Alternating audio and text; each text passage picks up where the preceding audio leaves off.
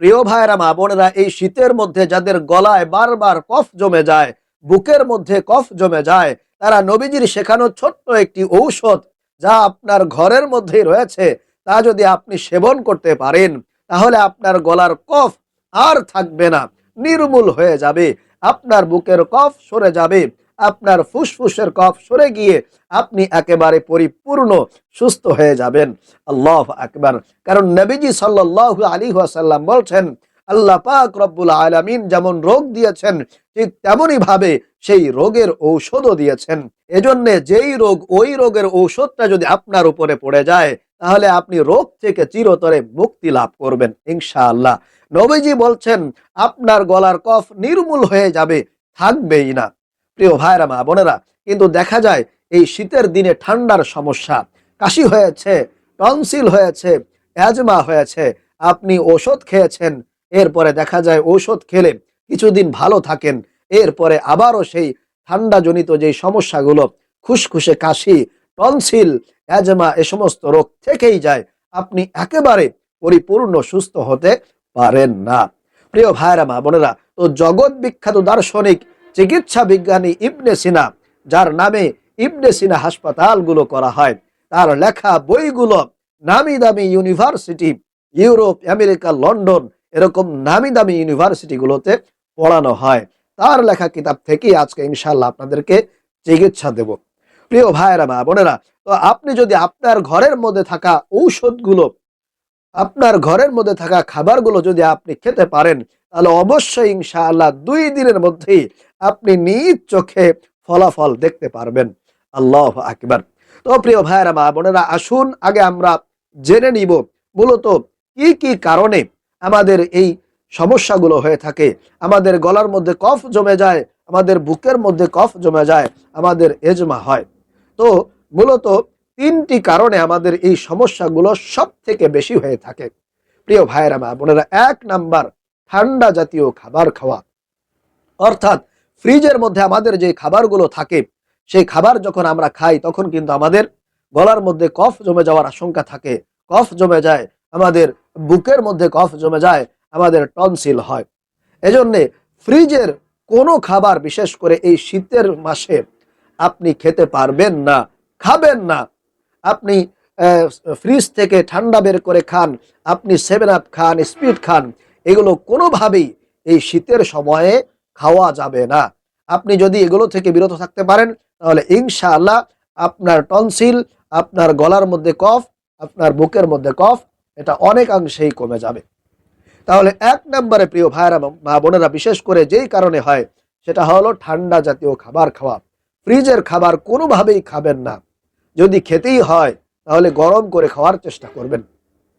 অনেকে ভুল মনে করে যে ফ্রিজে রাখা জিনিসপত্র মনে হয় গরম করে খাওয়া যায় না। না, এটা একটা ভুল ধারণা। আপনি অবশ্যই শীতের সময় কোনো ধরনের ঠান্ডা খাবার খাবেন না।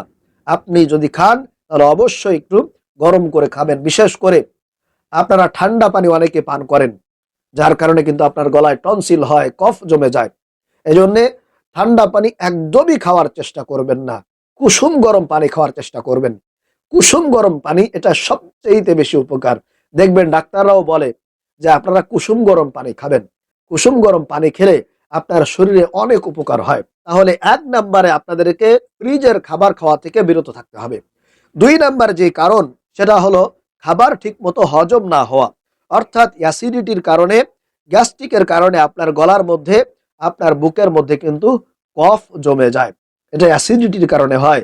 আপনার খাবার হজমটা যখন না হবে, তখন কিন্তু আপনার অ্যাসিডিটি হবে, আপনার গ্যাস্ট্রিক হবে। তারপরে 3 নাম্বার, ঘুমের অনিয়ম। অনেক দেরি করে ঘুমান, আবার সকালবেলায় অনেক দেরি করে, লেট করে ঘুম থেকে ওঠেন। নবীজির সুন্নাহ হলো রাতে আগে আগে ঘুমাতে হবে এবং আগে আগে ওঠার চেষ্টা করতে হবে। এটাই হলো নবীজির সুন্নাহ। আমরা যদি নবীজির সুন্নাহ মোতাবেক রাত্রেবেলায় দেরি না করে, মোবাইল টিপাটিপি না করে, আমরা যদি এশারের নামাজ পড়ে খাওয়া দাওয়া করে ঘুমিয়ে যেতে পারি এবং ফজরের আগে যদি আপনি উঠতে পারেন, তাহলে দেখবেন আপনি কিন্তু সুস্থ থাকবেন, আপনার ঘুমের সমস্যাটা আর থাকবে না। তাহলে এটা গেল 3 নাম্বার, আমাদেরকে সঠিক সময়ে সুন্নাহ মতো আগে ভাগে ঘুমাতে হবে এবং আগে ভাগে আমাদেরকে ঘুম থেকে কিন্তু ওঠার চেষ্টা করতে হবে। এরপরে 4 নাম্বার, ব্যায়ামের অভাব। প্রতিদিন হালকা ব্যায়াম করতে হবে প্রিয় ভাইয়েরা মা বোনেরা। দেখবেন একটা বিড়ালও যখন ঘুম থেকে ওঠে তখন কিন্তু সে এরকম ভাবে শরীরটা টানা দেয়, জোরে সোরে এরকম শরীরটা কি করে, একটা টানা দেয়, সে একটা ব্যায়াম করে নেয়, শরীরটাকে একটা একটু সচল করে নেয়। এজন্য আমাদেরকে ব্যায়াম করতে হবে, হালকা ব্যায়াম করতে হবে। আপনি 15-20 মিনিট করে প্রতিদিন ব্যায়াম করতে পারেন। একটু হাতটা এরকম টান দিলেন, এই হাতটা এরকম টান দিলেন, পাটা একটু টান দিলেন, শরীরটা একটু এদিক সেদিক করলেন, এটাতে কিন্তু আপনার ব্যায়াম হবে। আপনার শরীরের যেই রক্ত চলাচল এটা কিন্তু ঠিক থাকবে। তাহলে আপনার যে বুকের মধ্যে, আপনার যে গলার মধ্যে কফ জমে জমে আছে এটা কিন্তু আস্তে আস্তে কমে আসবে, সেটা কিন্তু নরম হয়ে বের হয়ে আসবে।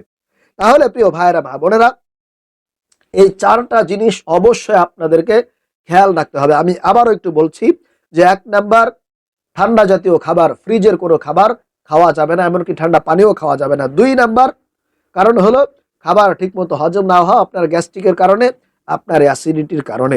এরপরে 3 নাম্বার হলো আপনার ঘুমের যেই সমস্যা, ঘুমের যে অনিয়ম, আপনি রাতের বেলায় অনেক দেরি করে ঘুমাতে যান, আবার দিনের বেলায় অনেক দেরি করে ঘুম থেকে উঠেন। এই ঘুমের অনিয়ম আপনি শুরু করেছেন, এটা থেকে আপনাদেরকে বিরত থাকতে হবে। 4 নাম্বারে হলো ব্যায়ামের অভাব। প্রতিদিন আপনাকে ব্যায়াম করতে হবে, একটু শরীরটাকে চাঙ্গা করতে হবে, তাহলে শরীর আপনার ভালো থাকবে, আপনি সুস্থ থাকবেন।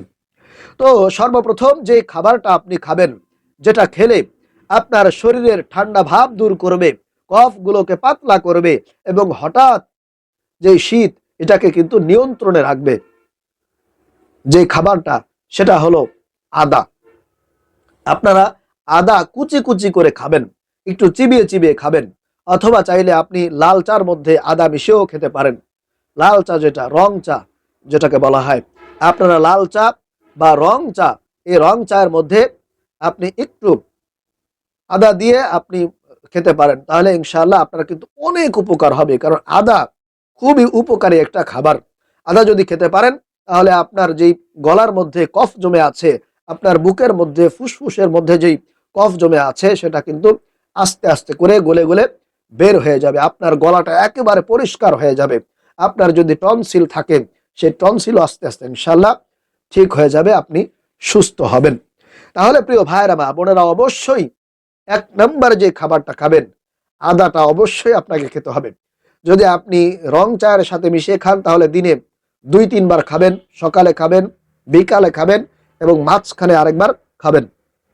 তাহলে শীতের মধ্যে আপনার গলাটা ঠিক থাকবে, টনসিল হবে না, গলার মধ্যে কফ জমবে না ইনশাআল্লাহ।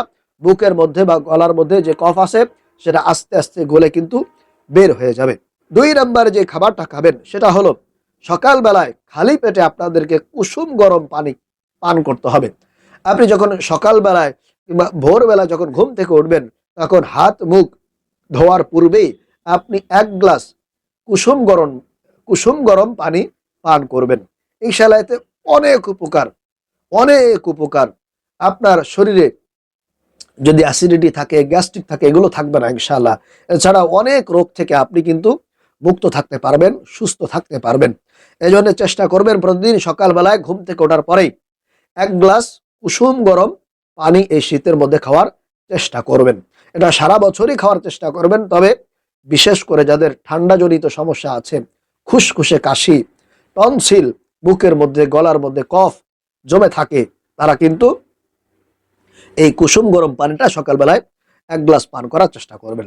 তারপরে 3 নম্বরে যেই খাবারটা খাবেন, যদি আপনাদের ঘরে থাকে তাহলে একটু খাওয়ার চেষ্টা করবেন, অনেক বেশি উপকৃত হবেন। যদি আপনার ঘরে থাকে তাহলে খাবেন, না থাকলে আপনারা ওই 2টা খাবেন।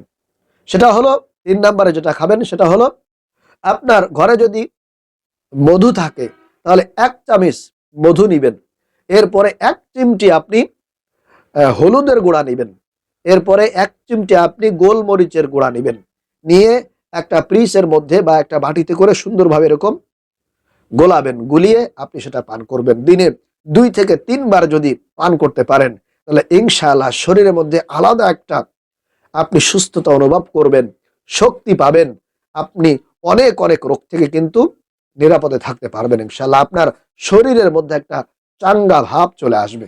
আল্লাহ রাব্বুল আলামিন আমাদেরকে এই 3টি জিনিস সবসময় খাওয়ার তৌফিক দান করুন, আমিন।